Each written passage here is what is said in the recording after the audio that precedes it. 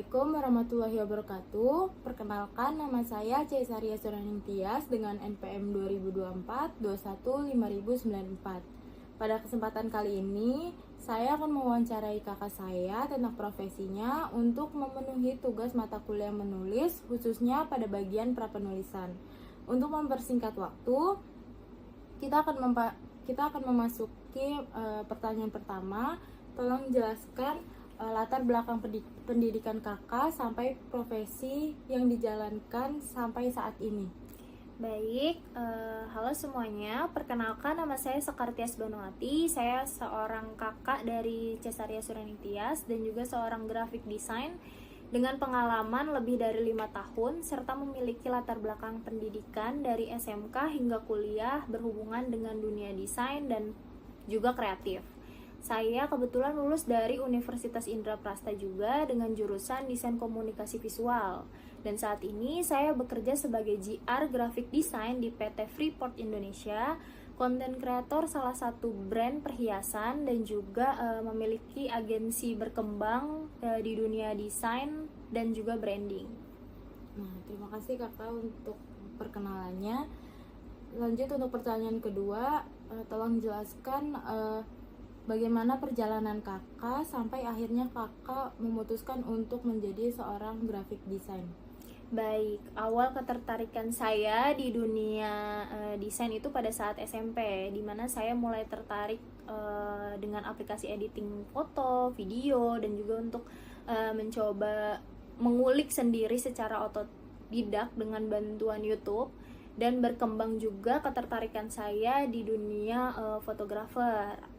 Karena ketertarikan tersebutlah akhirnya menuntun saya memutuskan untuk mencoba mengambil SMK dengan jurusan multimedia dan berkembang dengan mengambil jurusan waktu kuliah mengambil jurusan desain komunikasi visual. Diharapkan nantinya akan mengantarkan saya menjadi seseorang yang lebih profesional lagi dan mengerti tentang dunia desain seperti itu. Nah, baik, untuk pertanyaan ketiga, hal apa sih yang paling kakak sukai dari profesi yang kakak jalani saat ini? Baik, sebenarnya karena ketertarikan kakak sendiri atau ketertarikan saya sendiri pada dunia desain itu dari kecil, jadi sesuai dengan passion saya, yaitu saya tertarik dengan dunia visual. Lalu dari situ saya juga mendapatkan banyak banget relasi yang berkembang, mulai dari relasi kerja, pertemanan, dan juga lingkup kerjanya tetap menjadi seseorang yang berkecimpung di dunia kreatif gitu. Dan dari desain kita tuh juga mempunyai sudut pandang visual, seni visual itu secara beda-beda di setiap mata. Di situ bentuk desain atau seni dan kepuasan sendiri terhadap karya yang telah saya buat. Nah, untuk pertanyaan keempat nih, sejauh mana sih tantangan terbesar kakak nih yang kakak hadapi dalam profesi kakak? Untuk tantangan terbesar dalam profesi itu yang jelas waktu. Karena menurut saya waktu itu merupakan tantangan terbesar yang dialami tuh karena terlalu banyak fokus pada desain, pada satu desain atau sesuatu desain tanpa ada acuan yang menjadi tolak atau pilar dalam desain itu akan menyita banyak waktu. Makanya di sini saya sendiri menerapkan sistem mind mapping di setiap konten plan, desain ataupun konten kreator atau brief konten kreator dibagi menjadi beberapa tema yang akhirnya menciptakan bentuk-bentuk visual aset. Terus ada juga visual tema yang tentunya nantinya diharapkan setelah menyiapkan itu bisa gampang untuk saya mengolahnya kalau memang nanti ada keperluan desain perusahaan yang bersifat promosi, mendadak, dan lain sebagainya.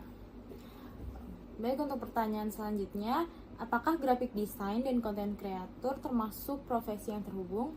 Jelas, dimana desain itu kan bentuk visual, tapi dilihat dalam bentuk visualnya tuh bentuknya tuh ilustrasi, aset-aset ilustrasi ataupun gambar yang ditampilkan. Sedangkan konten kreator merupakan bentuk referensi visual dalam bentuk segi video ataupun gambar bergerak. Dari awalnya berbentuk muncul brief, lalu dikerahkan atau representasinya itu sebagai segi bentuk video atau gerakan sebuah gambar yang nantinya menggabungkan nilai-nilai ataupun unsur desain supaya terciptanya bentuk kreativitas, entah itu dari segi karya ataupun bentuk promosi.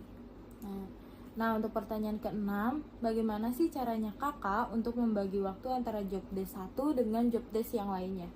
Baik, di dalam perusahaan biasanya terdapat content plan, mau itu seorang graphic design ataupun content creator. Tapi untuk graphic design sendiri biasanya hanya dikasih tema per bulan saja. Semisal di bulan Februari itu kan bulan hari kasih sayang, dimana di tanggal 14 itu ada Valentine. Di situ biasanya kita menyiapkan aset-aset ilustrasi promosi berbentuk hari-hari kasih sayang. Nantinya setelah aset tersebut muncul, ada brief tentang promosi, kita tinggal masukin aset-aset tersebut aja gitu. Jadi lebih compact. Tapi beda lagi kalau konten kreator, dimana biasanya sudah terjadi adanya konten pilar dan brief di dalamnya. Biasanya yang kita kerjakan setelah konten brief itu naik, kita akan kerjakan konten yang paling mendekati ataupun paling gampang, karena konten itu tidak dilihat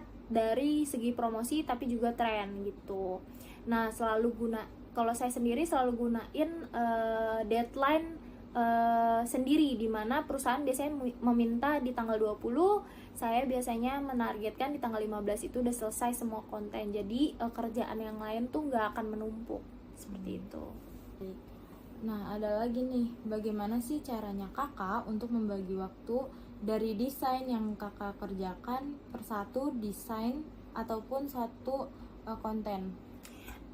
Untuk setelah mind mapping yang tadi kita udah bahas di pertanyaan ke-6, jawabannya setelah mind mapping muncul biasanya akan ada eksekusi pembuatan aset, dimana setelah adanya promosi itu biasanya terjadi setelah adanya aset selesai gitu.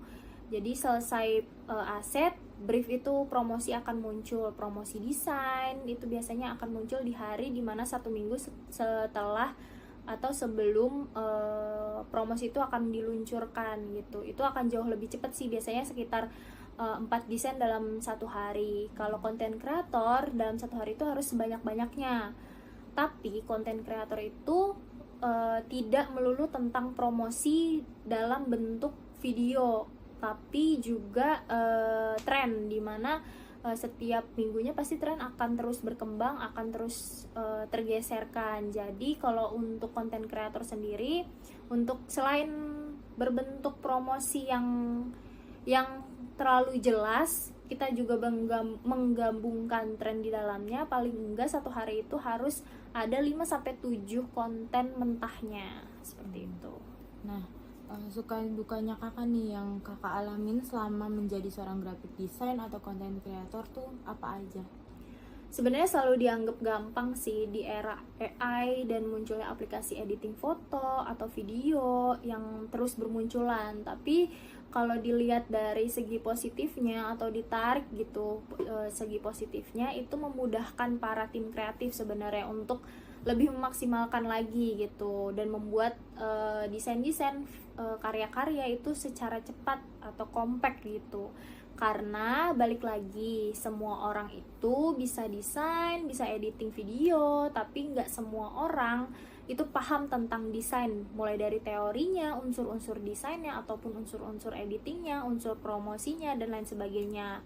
Karena desain itu bukan melulu tentang hal indah dilihat mata kita, dilihat mata seseorang, salah satu individu, tapi bagaimana pesan visual yang ingin kita sampaikan itu masuk menjadi sebuah informasi sesuai dengan target audiens yang kita butuhkan. Nah, menurut kakak nih, apakah portofolio dalam desain atau kreatif itu sangat diperlukan?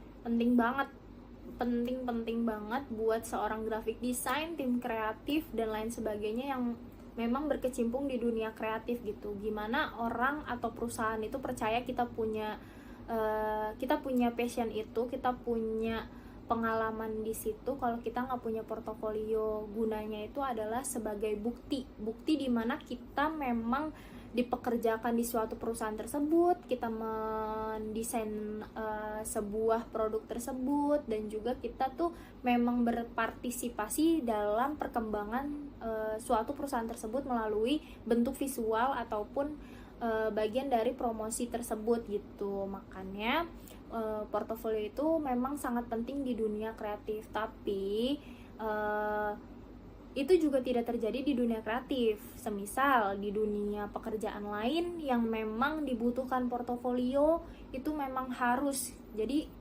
portofolio itu sebenarnya sebagai bukti konkret dan kunci dari suatu graphic design atau tim kreatif sendiri atau profesi yang berhubungan sama kayak kita yang butuh yang butuh bukti dari suatu karya yang kita buat gitu. Dan portofolio itu sebenarnya kunci dari value seorang graphic design. Jadi untuk meningkatkan value sebagaimana kita setiap tahun tuh memang dapat klien, memang desain kita terus berkembang dan ada bukti yang memang kita tuh selalu grow. Baik, ini untuk pertanyaan terakhir nih Kak, apa sih pesan Kakak untuk teman-teman aku, khususnya untuk aku sendiri yang nantinya akan masuk ke dunia kerja termasuk mencari pekerjaan? Mungkin pesannya itu cari internship sebanyak-banyaknya, karena percuma kita berpendidikan S1 tapi kita juga nggak ada pengalaman. Setelah kerja tetap aja yang dicari oleh perusahaan pertama kali adalah pengalaman. Gimana sih cara kita untuk mendapatkan sebuah pengalaman gitu? Ya kita bisa memanfaatkan dari waktu kita kuliah ini. Semisal kayak Kakak Tia sekarang seminggu offline, seminggu online. Nah, yang online itu sebenarnya bisa kita gunakan untuk part time ataupun cari yang WFH. Dengan hal-hal kayak gitu, kita kan nantinya akan setelah lulus kan melamar pekerjaan itu dengan CV ya.